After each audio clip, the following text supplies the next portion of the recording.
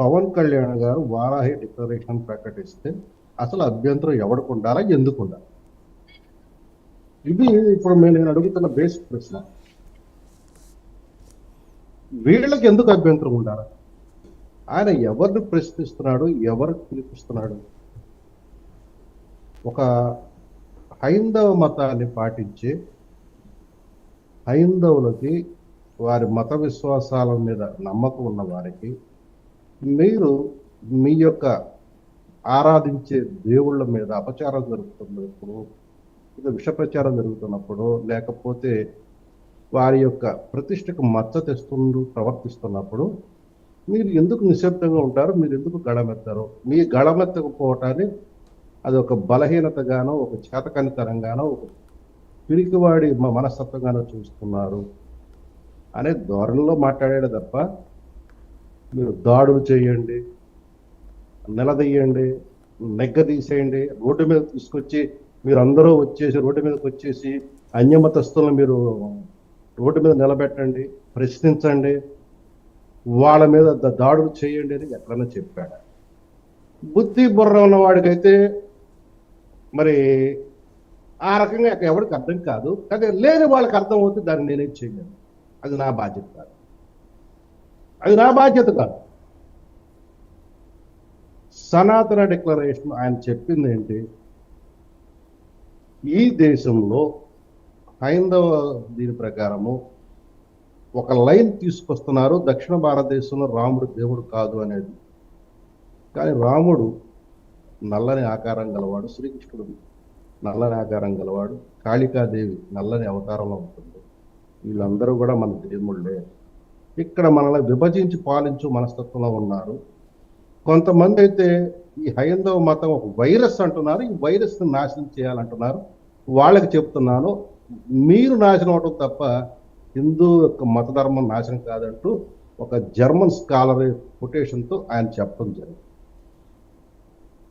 సరే, కొంతమంది స్కాలర్స్ని ప్రస్తావిస్తూ కూడా ఆయన మాట్లాడటం జరిగింది. దానికి ఎవరికి అభ్యంతరం ఉండాలా? ఎందుకు అది మమ్మల్ని అంటున్నారని కొంతమంది భావించాలా?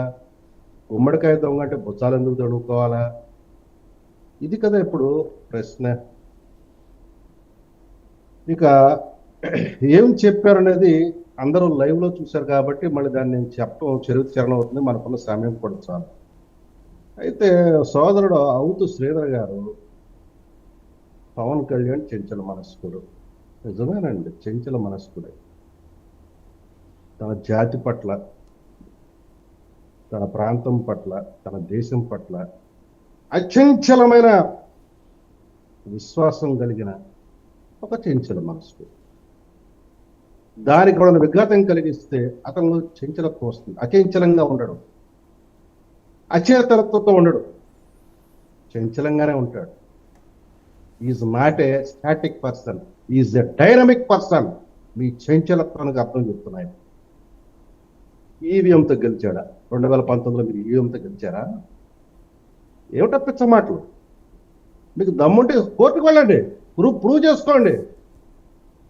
మీ ఎవడైతే కేసు వేశాడో అతనే చెప్తున్నాడు, జగన్ రెడ్డి పోరితే పోరితే పోరితే నేను కేసు వేశానని, నాకు నిజంగా వెళ్ళాలని లేదని. ఇంకా అక్కడ కుదిరేద్దాం. అసెంబ్లీ గేటు కూడా తాకనివ్వను. ఎవడు అనలేదా? సిగ్గు ఉండాలి ఈ మాట మాట్లాడితే, సిగ్గు ఉండాలి.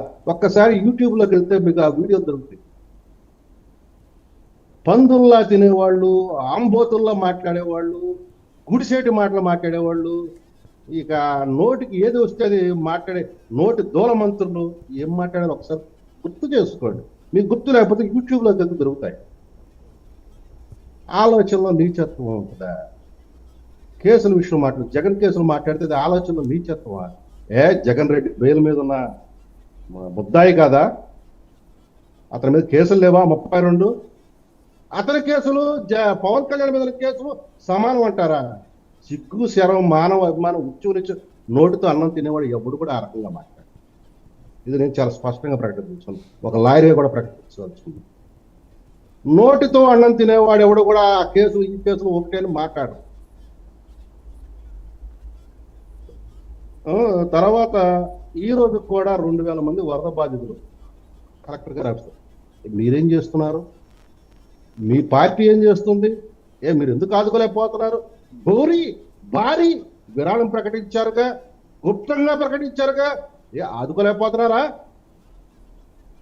ఇటువంటి సన్నాసి మాటలు మాట్లాడబాకండి, సన్నాసి మాటలు. ఇక ఆంధ్రప్రదేశ్ ప్రభుత్వం తీర్మానం చేయాలంటే ఏంటి సార్ ఇదేదో వంట వల్ల ఉంది, అన్నీ రాసుకోక ఏదో కొద్ది క్లుప్తంగా చెప్పండి. మీరు ప్రతి పాయింట్ అంటే సవే